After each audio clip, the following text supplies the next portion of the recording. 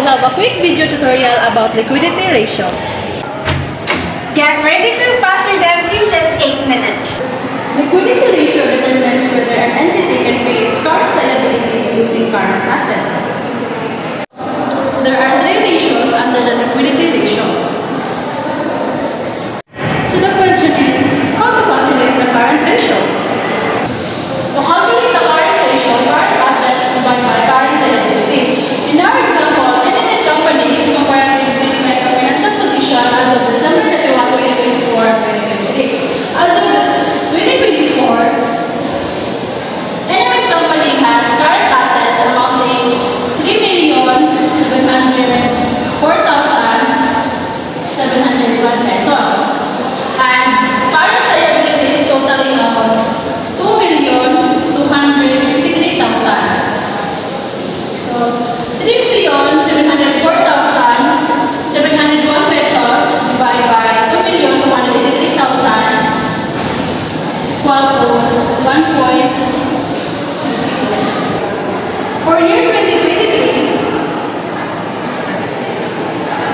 3,559,755 divided by 2,423,000 is equal to 1.48. Our interpretation here is for both years, NMN company's current asset exceeds current liabilities. Both ratios are greater than 1, which means NMN company can pay current liabilities using current assets.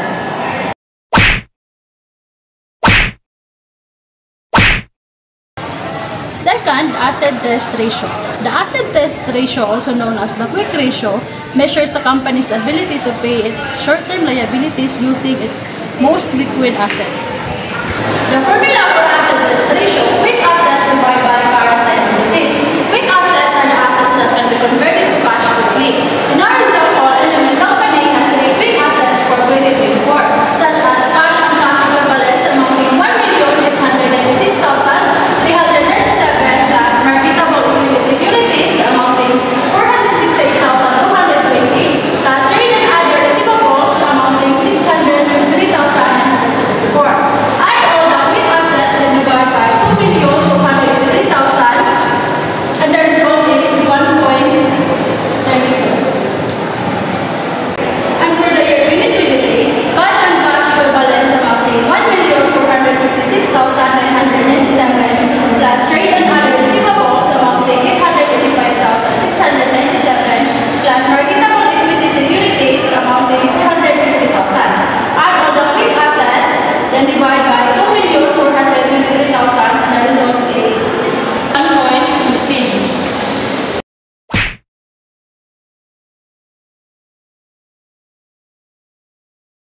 Since both ratios are greater than 1, indicating NMN company can pay its current liabilities with its quick assets. The last one is cash ratio. A cash ratio is a liquidity measure that shows the company's ability to cover its short-term obligations using only cash and cash equivalents. The formula for cash ratio is total cash divided by current liabilities. In our example, NMN company has only cash and cash equivalents for 2024 amounting 1,896,337 divided by 2,283,000. The total is 0.83. And for 2023, cash and cash equivalents amounting 1,456,997 divided by current liabilities amounting 2,423,000. The total is 0.60. As we can see, both ratios shows less than 1, which means NMN company cannot fully pay its current liabilities with cash alone.